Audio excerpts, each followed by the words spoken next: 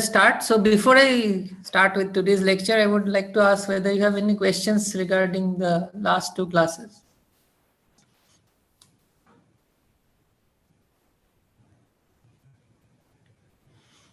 So was the main ideas clear from the last class, or was there any problem accessing the contents in the earlier classes?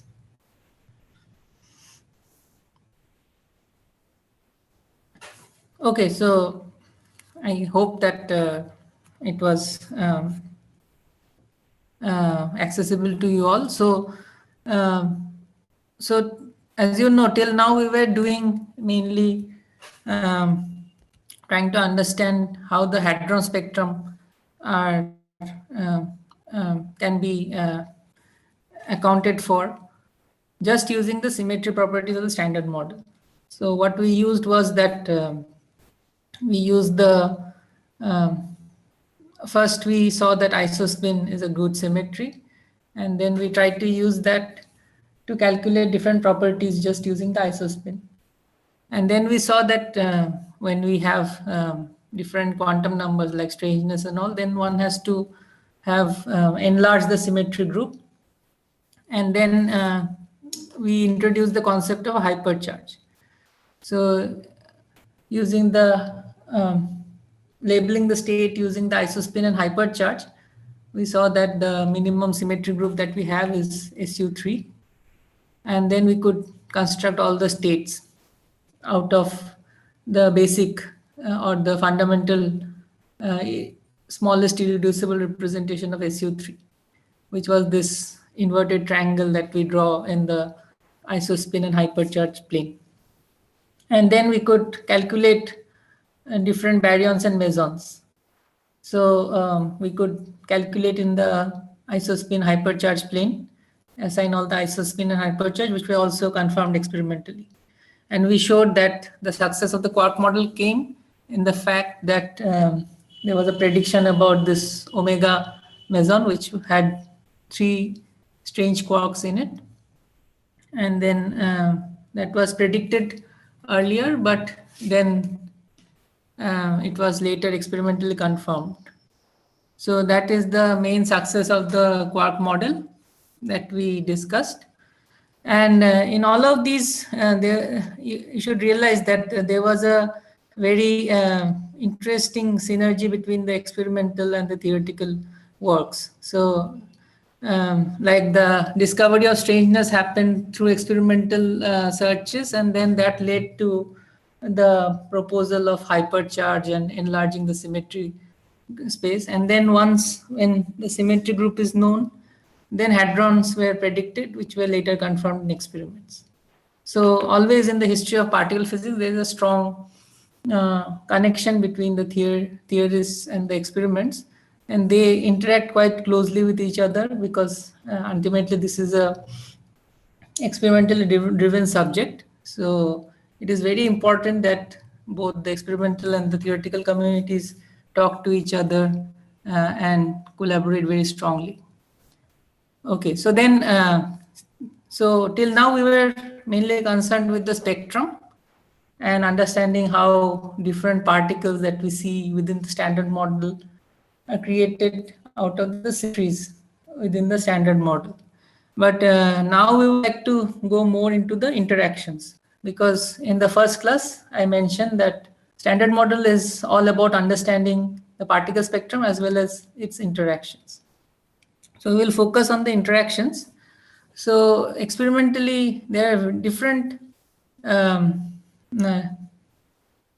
decays that has been observed, and different decay processes have different time scales. For example, I list here 3 processes. One is the decay of pion, 2 muon and antineutrino. And the typical time scale of these processes are 10 to the minus 8 seconds. There are processes like pi0 going to 2 photon, and the typical time scale is 10 to the minus 16 seconds. And of course, there are pion nucleon scattering, which has much lower time scales. It happens at the time scale of 10 to the minus 23 seconds. So there is a hierarchy of time scales because some interactions happen very strongly, which is the last one here. And some happen very weakly, which is the first reaction here. So this is one example of a weak decay of hadron. And the intermediate one you can identify since photons are involved in it. So it happens through electromagnetic interactions. So electromagnetic interactions have a strength which is in between the weak and the strong interactions. So we can categorize into weak electromagnetic and strong interactions depending on the time scale of these interactions. So how fast it happens. Because if particles interact very strongly, they would decay or they would scatter very fast. And if interactions are weak, then of course all the processes take a longer time. And all of these interactions are very interesting. So in the lectures by Professor Sandeep Chatterjee and Professor Partha Bhaduri, you saw that strong interactions lead to several interesting phenomena like color confinement and also chiral symmetry breaking and different interesting phenomena. And but in the other hand, the weak interactions are also very interesting because you have heard about this beta decay experiment, right? So when a neutron decays into proton, electron, and antineutrino, and this is also weak decay. So you know what is the typical time scale of these reactions, right? They happen in the time scale of seconds or minutes. And this decay is also weak decay. And suppose there were no weak interactions. So suppose in our world we didn't have any weak interactions, then of course there is no way to distinguish between a proton and a neutron. And then the neutron would be as stable as a proton. As you know, proton is a very stable particle, isolated proton. It has a lifetime of about 10 to the power 30 years. But you know the lifetime of neutron, right? Can anyone tell me?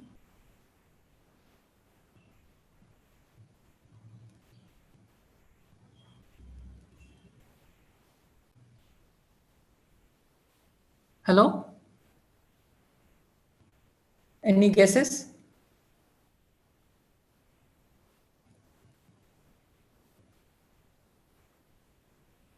So this is of the order of some seconds.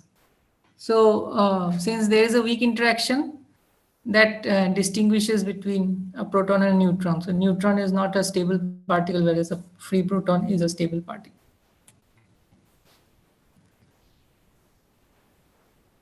So let me ask one more question. So the experiments involving cosmic rays, what are those experiments? Which category does it fall into out of these three?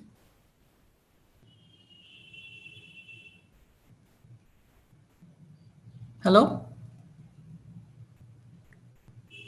On weak interaction. No, suppose you're looking at a very high altitude when the cosmic ray just hits the atmosphere, then what kind of interactions mainly happen? Like when pions are produced or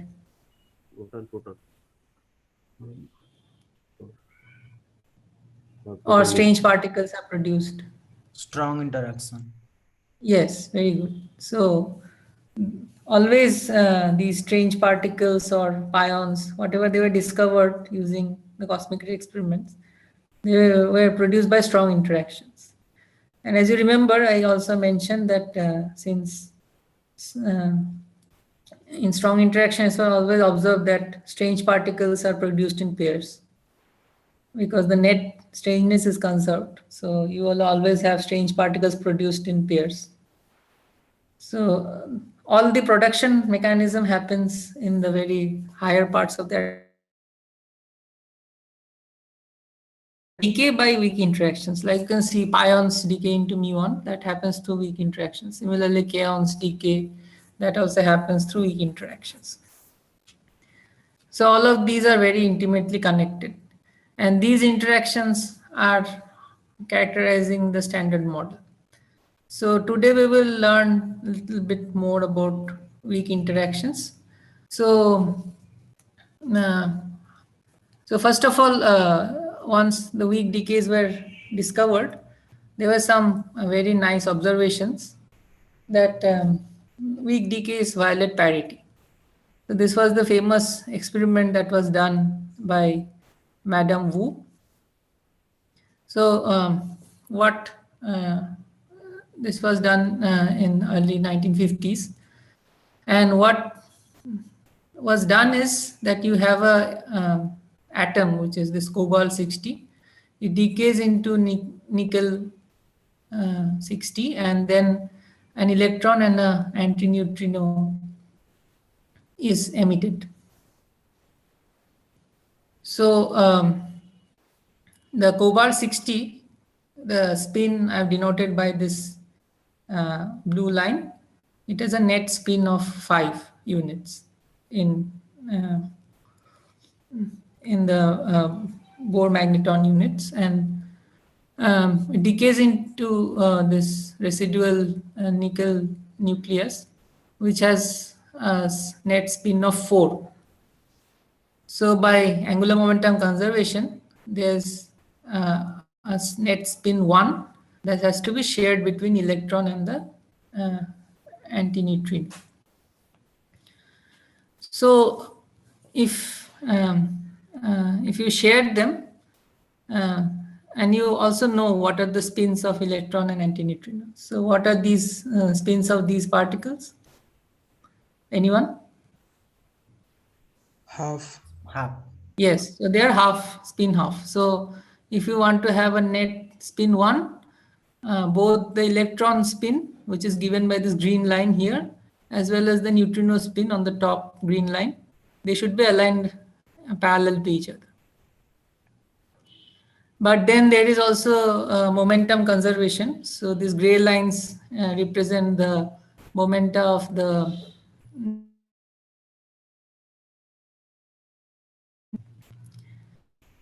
So as you see, the electron always tries to come opposite to this spin of the mother nucleus, which is the cobalt-60.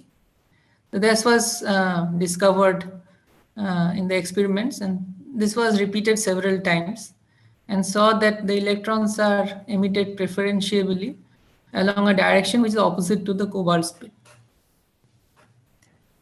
So that tells you that if parity, and parity means it is the mirror symmetry. So if you take the mirror symmetry of this process, that will not be mirrored symmetric, because as you see, the electron is emitted only along one direction. It always prefers to come along one direction. So if you take a mirror image of this process, then it will not be invariant, because then the electron in the mirror symmetric world will come out in the opposite direction. So the process is not invariant under parity. So if the electrons were coming out isotropically in the whole space, then of course if you take a mirror image of this process, then of course you cannot distinguish between the original process and its mirror image. So in that sense, those processes in which the electron would have, that would have been parity conserving, but this one is parity violating.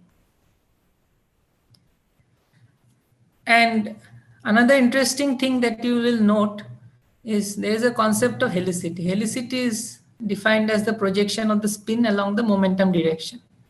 So if you see the gray arrows, they point to the momentum direction, and the green arrows point to the spin direction.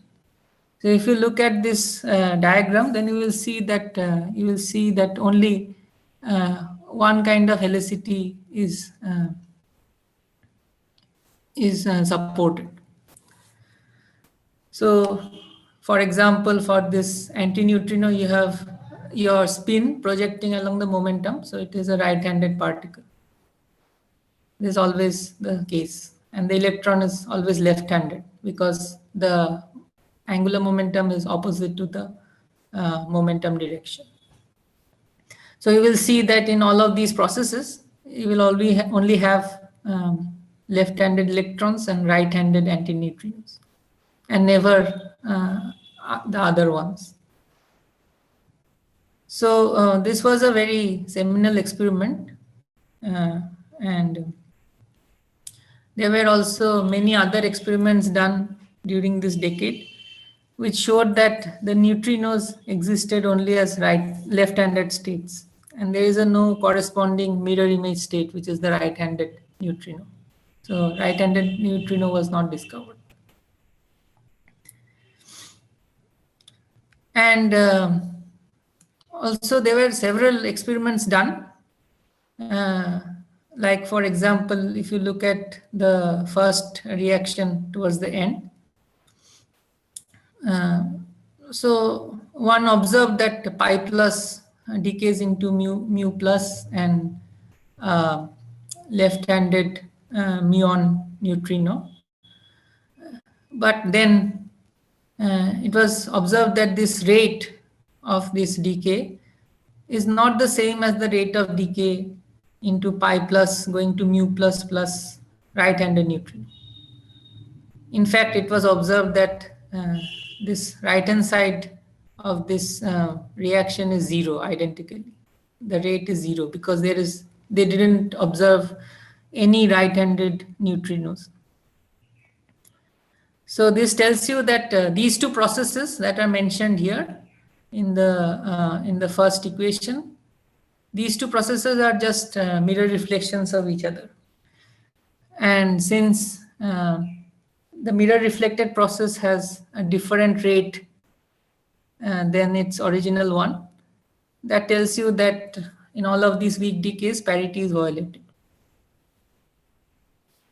Also, since these particles have charges, like pi has a plus charge and a mu has also a plus charge in the left-hand side of the equation, the second equation, you can take a charge conjugation.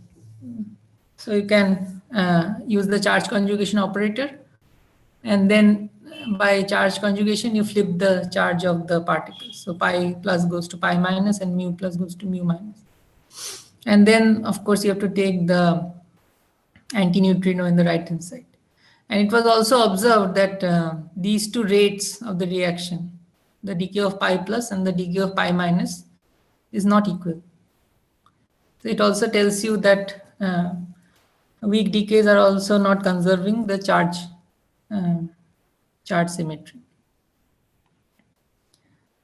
And so this led to the famous prediction by Lee and Young that weak decays violate parity and charge conjugation. In fact, we will see later that, of course, CP is also violated. There is a tiny violation, but also this is violated. So are there any questions here?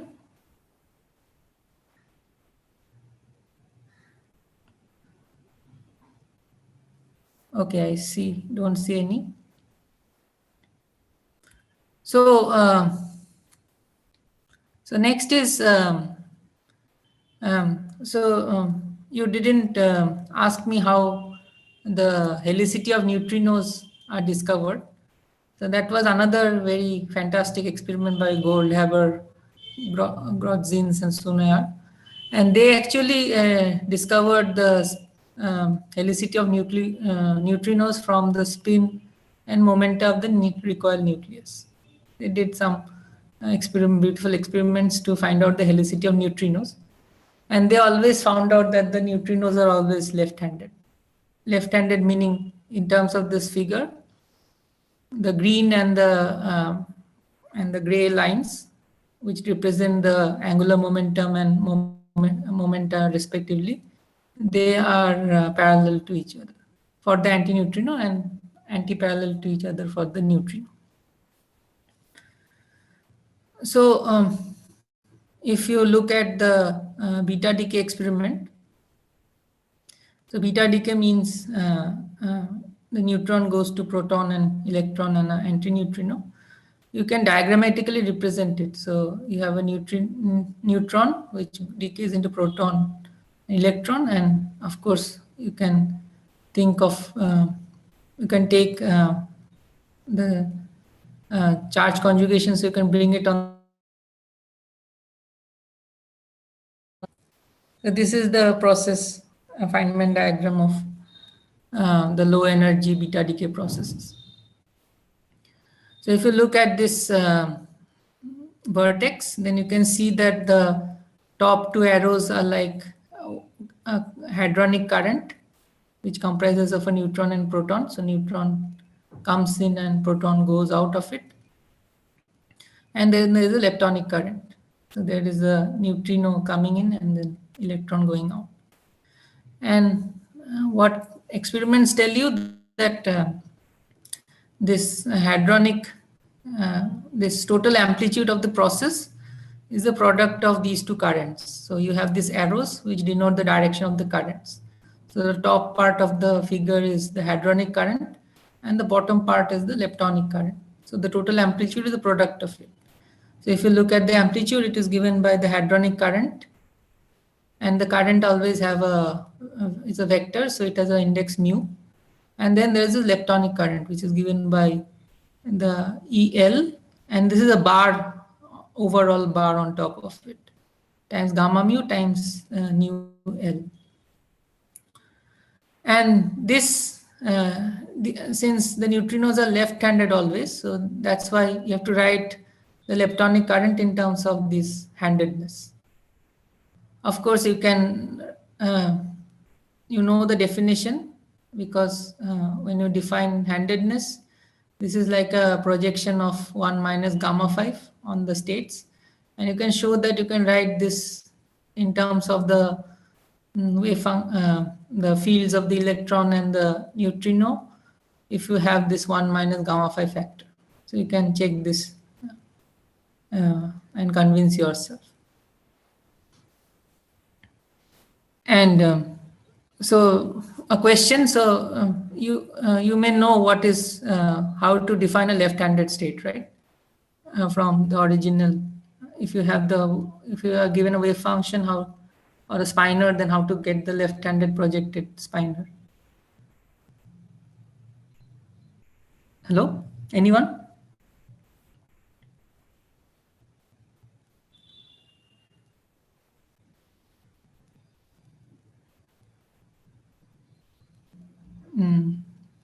Hello, anyone will try? So there is this factor of 1 minus gamma 5 that is there. That actually projects into the left-handed space. Okay, so is there any question here? Yeah, please go ahead.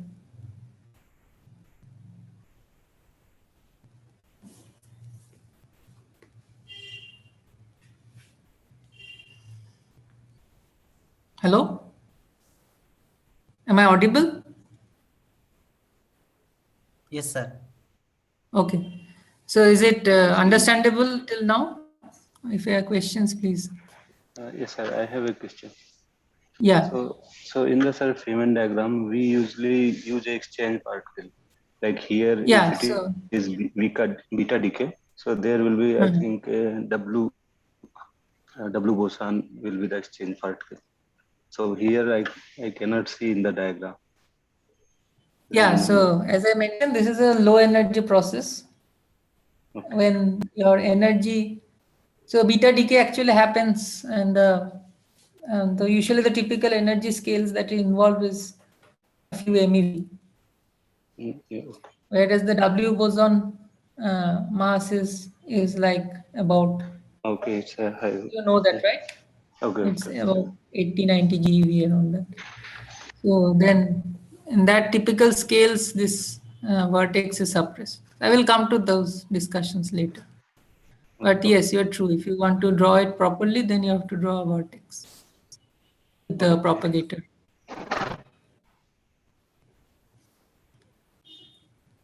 So to summarize, one sees that you have to properly take into account the fact that parity is violated maximally. So the neutrino state always is left-handed. You never observe any right-handed neutrinos. And that has to be incorporated in all your Feynman diagrams. And the only way to do is that you take only the left-handed states. And then if you do that, sorry, it is in this expression, it should be EL whole bar. It is not E bar L, because it is the antiparticle of a left-handed electron. So you have to always work with this projected fields. And if you work with these projected fields, you can always write it, decompose it into the original fields using these gamma factors. So in other words, the leptonic current J mu is given by the E bar times some combination of gamma mu and gamma 5. So this factor of gamma 5 comes because your neutrinos are always left-handed. So you do not do a spin average because you only have left-handed neutrinos. And there were several experiments done, and it was confirmed that these two terms, the gamma mu and the other term gamma mu gamma 5, they come with coefficients CV and CA, and these coefficients are equal to each other, and it is half. So this is the maximum amount of violation that is possible. And why is it so? Because suppose if you had some probability that there is a right-handed particle, then of course these CV and CA should not be half. It should be smaller than that. But if everything is, if you have to implement this condition that your electron neutrino is always left-handed, then you have to have it with equal factors for the gamma mu as well as for the term which is gamma mu times gamma 5. So that means that the CV and the CA is always, these factors are always equal. And this leads to this red line, which is the maximum parity violation.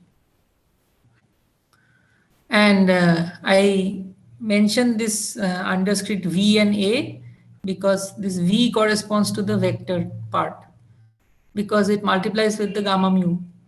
And as you know, any fermionic current, vector current, is given by psi bar gamma mu times psi.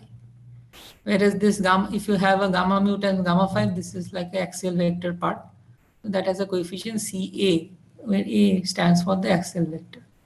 So what it tells you is that in weak decays, your coefficient of the vector part and the axial vector parts are the same, and it is maximally violated. And this has been confirmed from experiments. So this is also another example where experiments drive your theory. And this is how the weak interactions began to be understood. Okay. Yes. Can you please go back to that slide? Yeah. So whenever, the statement which I'm going to make, is it correct statement that I wanted to know? So if parity is violated, it is always violated maximum. Is this the correct statement? Sorry, I didn't get your last statement. Can you please If repeat once? if parity is violated, it is always violated maximally. Is it the correct Yes. statement? Yes. Within standard model, that is the correct statement. And do we All have any other? experiments. Do we have any other experiments where it is not violated maximally? And so far, No, within standard model, it is always violated maximally. That is what the experimental finding is till now. okay. Thank you.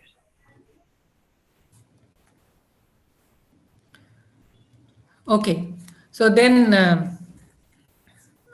there were also experiments done on muon decays. So muon, as you know, decays into electron, and muon neutrino and electron antineutrino. So that is also weak decay. Whereas people also tried to find out whether muon decays into electron, but these processes are never found. In fact, you can look at the particle data book. You can see that there are bounds on this decay of muon to electron, and that is very stringent bound. It is all so. If you take the ratio of these two processes, then it is the probability that muon decays into electron is consistent with 0. It is forbidden. So that tells you that there is some quantum number that distinguishes between a muon and an electron. So there was this additive conserved quantum number called the lepton number. And the lepton number comes for different species. Like you can define an lepton number. The lepton number is +1 for electron and this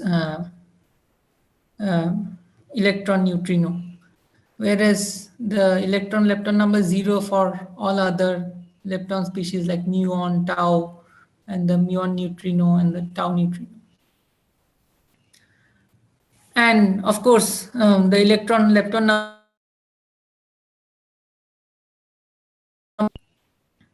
And similarly, this is I wrote for the electron. Similarly, for the muon, you have a muon lepton number, which is 1 for muon and muon neutrino, whereas it is 0 for all other species. And similarly for the tau. So it tells you that you can couple these left-handed particles into doublets.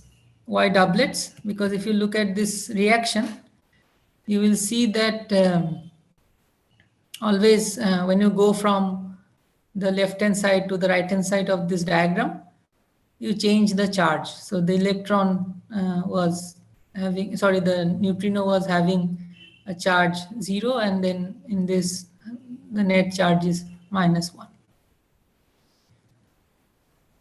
So there's a change of charge, and then both of them have the same quantum numbers, lepton numbers, and that's why you can construct doublets out of them. So you see that you have this electron neutrino and the electron, the muon neutrino and the muon, and the tau neutrino and the tau. They form these 3 distinct doublets. And they are distinct because they have different lepton numbers. So you cannot mix one with the other. And all of them are left-handed. Why left-handed? Because there is an experimental observation then that there are no right-handed neutrinos observed. So that's why the electron, muon, and tau, they have right-handed particles, but they are singlets. Because there is no analogous right-handed neutrino states. So these right-handed states for the leptons are singlets, whereas the left-handed states are doublets. Now, let's discuss about the hadronic weak decays. So hadrons, as we also discussed earlier, they not only undergo strong electromagnetic interactions, but many times they undergo weak decays to leptons, like pions goes to muons, and then like this is an example of another hadron cascade, which goes into neutron plus electron and the antineutrino. So analogously, you can write the weak eigenstates of the quarks, because all these pions, they constitute out of quarks. So pi minus, can anyone tell me what are the constituent quarks of pi minus? du bar. Yes, du bar. And similarly for cascade minus, do you remember?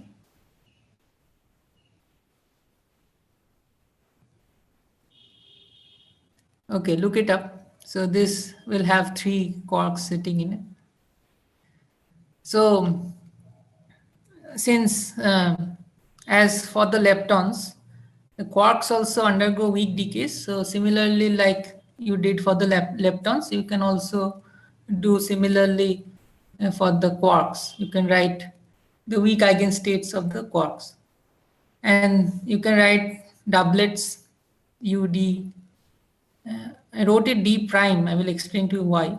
But for the time being, you can think of it as up and down type quark, charm and strange type quark, and top and bottom type quark. And they are also left-handed ones. This is an analogy with the lepton sector. And the lepton sector also, you will note that when we write these doublets, the top member of the doublet has a charge 0, whereas the bottom member of the doublet has a charge -1. So electron has a charge -1 and the neutrino has charge 0. So you always write it in this manner, the higher charge particle on the top. Similarly, we use the same analogy for the quark families, and we usually write the higher charge quarks on the top of the doublet and the lower ones in the bottom. And this comes just from extending our arguments earlier for the hadronic sector, because hadrons also undergo weak decay. So that's why even though UD quarks and all, they are eigenstates of your SU3, they are also eigenstates of your weak interaction Hamiltonian. So in that sense, I wrote it as these states. However, there's an interesting difference. So last time we showed that for the SU3 flavor symmetry, you have a triplet, fundamental triplet, right? So UDS, they form a triplet, and they are the lowest dimensional representation of SU3. Now here you will see that the weak eigenstates are doublets. It constitutes of U and this D-type quark, C and S-type quark, and top and bottom type quark. So they are not triplets. That is the interesting difference that is between the weak and the strong symmetries that impose this kind of states. Now, then there was another experimental observation which came about, which tells you that when you study weak decays of hadrons, this kaon goes into mu plus and the muon neutrino. And of course, the pi plus also goes to mu plus and muon neutrino. However, the cross section for the reaction in the numerator, that is for the kaon decay, is very much suppressed than the pion decay. Why is it so? So can you guess what is the main difference here between kaon and pion? Strangeness number. Yes, very good. So if you look at the left-hand side of the reaction in the numerator, then kaon contains strangeness, whereas pion doesn't. So the top reaction is the strangeness changing weak decay, whereas the lower one is the strangeness preserving weak decays. And this tells you that somehow the strangeness changing weak decays are always suppressed within the standard model. So why is it so? So as you see, when we write the weak eigenstates in analogy to what we learned for the lepton sector, you will see that you should be tempted to write the doublet as U and D, right? So in that sense, the U quark should never couple with the strange quark, because these doublets talk to each other during the weak interaction. So in that sense, you would never get reactions like these, like kaon going to mu. or any strangeness changing interactions, because as you can see, the K plus has two quarks, U S bar. So this process involves transition. It is, you can write it as a strangeness changing interaction, U to S bar. And so somehow it tells you that the U quarks couple both to D as well as the strange quarks. However, the coupling to the strange quark is very tiny.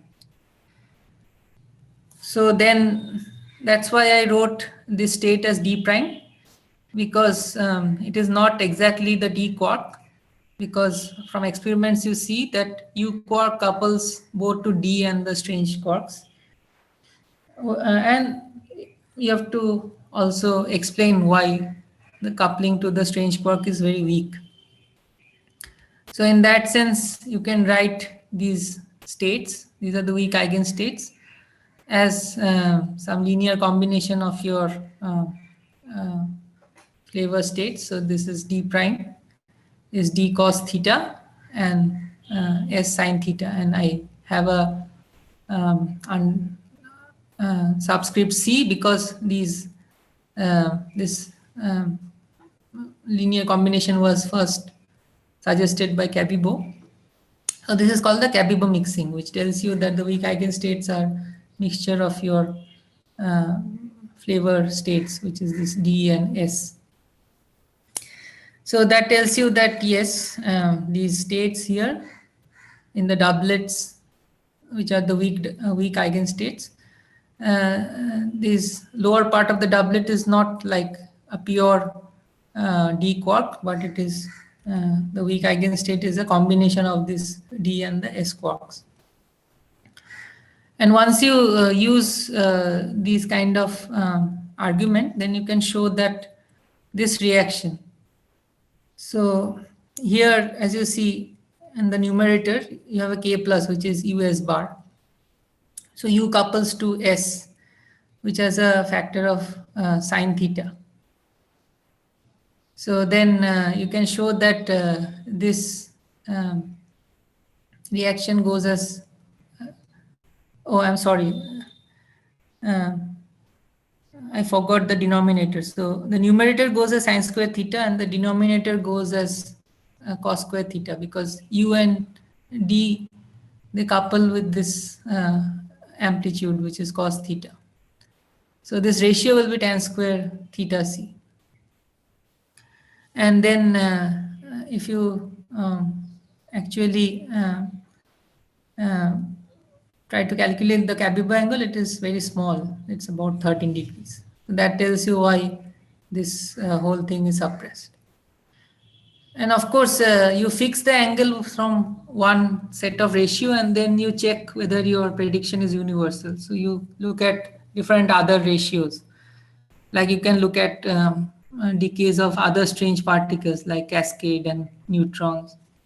You can compare this process. Like if you look at this right hand side process, you can compare. This is like some kind of a beta decay of a strange hadron, because cascade has strangeness, and you can compare with the non-strange weak decay like the beta decay of neutron. You can see that the predictions work very well. So you will see always that within standard model, weak decays which change strangeness by plus minus 1 units, they are always suppressed. So in general, you can always show that these lower states of all these doublets, D prime, S prime, and B prime, they are weak eigenstates, and they are related to these flavor states D, S, and C through some unitary matrix, which is called the VCKM. So you have one set of states, and they're related to the other set of states through some unitary transformation. And this is known as this unitary matrix, which is the VCKM, named after Cabibbo, Kobayashi, and Maskawa. So they extended it through the whole 3 flavor sector. So what can you tell about, so first of all, why is VCKM unitary matrix? Why do you need it to be unitary?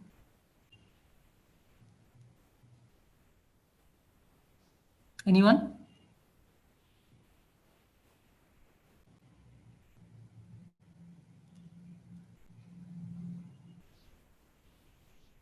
Hello?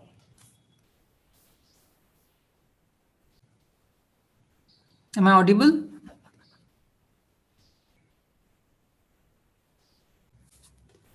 Yes, sir, you are audible. Sir, you are audible. Yeah. So why should the VCKM be a unitary matrix? Sir, the transformation is made to be orthogonal. Yeah, close, but yeah, so yeah, very good. So the states, they should be orthonormal. So the transform states are also orthonormal and the original states are also orthonormal. So that demands that VCKM is a unitary matrix, right? Yes, sir. So now, since there are 3 flavors, so what is the dimension of VCKM? 3 cross 3. Yes, so this is a 3 cross 3 matrix. So then the next part is to understand what are the properties of the unitary matrix. So you can actually have, it's a unitary matrix, so it will have real parameters as well as the complex ones. So suppose if you had only, so these are quantum mechanical states, so this V is unitary because the wave functions can in general be complex. But suppose you did this kind of a rotation in the real space, then what would happen? Then the transformation matrix would have been an orthogonal matrix, because this is like an orthogonal transformation but in the complex place. So in the real space, of course, this is an orthogonal matrix. So suppose you have an orthogonal matrix, then in an orthogonal matrix you have real parameters. So how many of them are independent parameters in an orthogonal matrix? So these are 3-dimensional.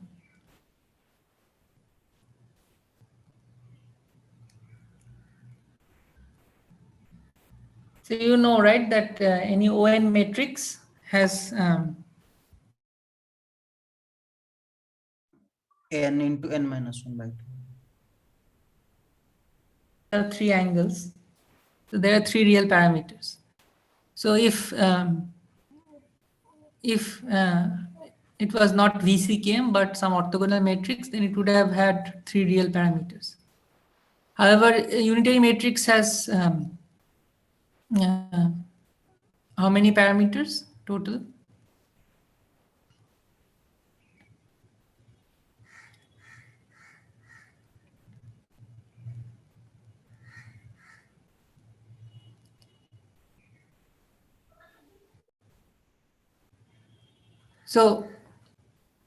So what will happen is the unitary matrix, of course, has different real part as well as imaginary part.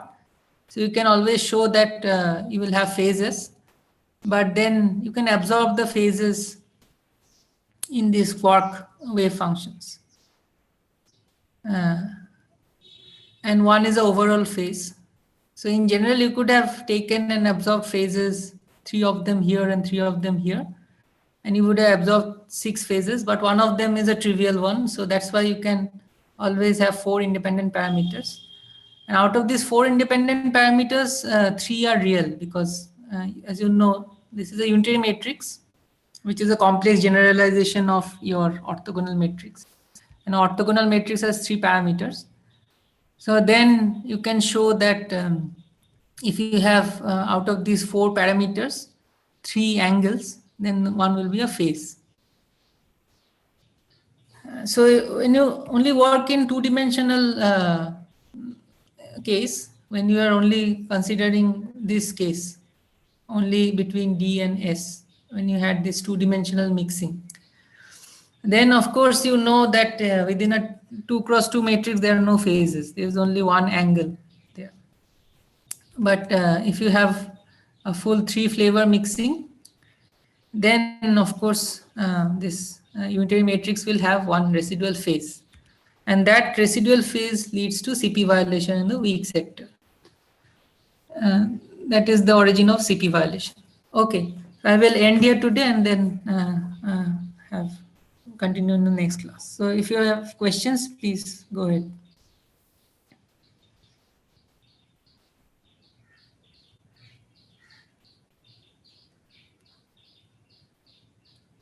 Hello, sir. Yes. I have a question from the yesterday class. That you have shown that there is a triplet, that is UDS, and the UDS, the quarks are pointed in the each vertex, and in that octet, baryon octet or meson octet, there is 2 particles in the center. That is maybe pi 0 into 0. Can you suggest how can I point at the center of the particles? Yeah, so as you know, when you are on this pion line, Yes.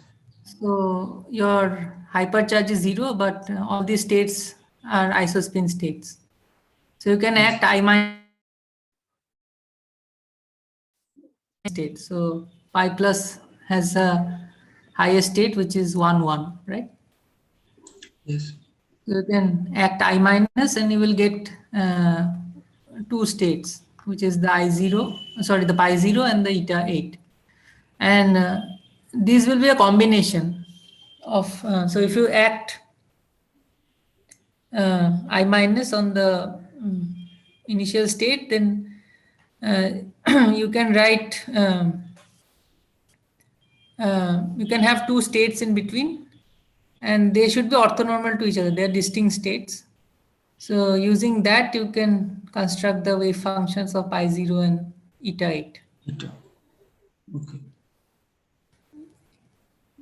Thank you, sir. So as you know, the pi 0 and the eta 8 should be some combination of UU bar, DD bar, and SS bar.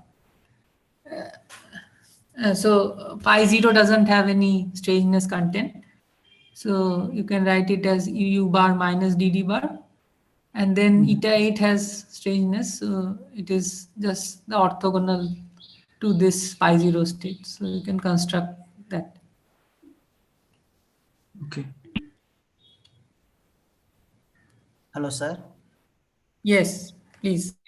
Sir, as you said, this VCK matrix has 4 independent parameter, but out of 4, there are 3 real parameter. One is complex, and this complex parameter explain the CP violation in weak sector. Can you explain briefly how Yes. the explain the CP violation, or what is the role of this complex phase? Yeah, so suppose you only had real parameters or 3 angles, then of course this is like a rotation, so there is no complex arguments there.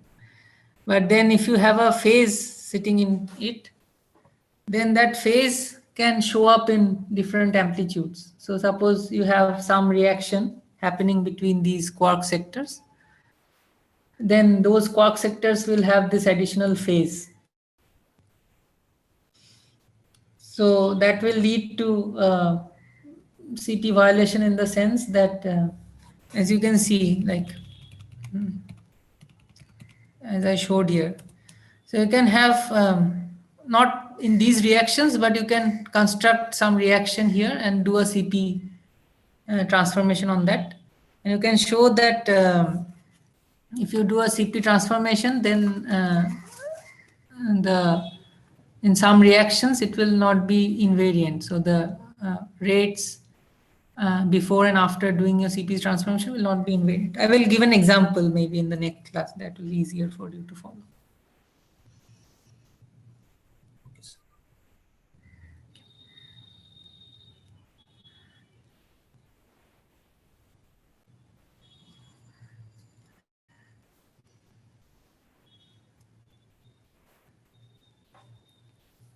Okay, so let me end today and thank you for attending, and we will continue our lectures tomorrow.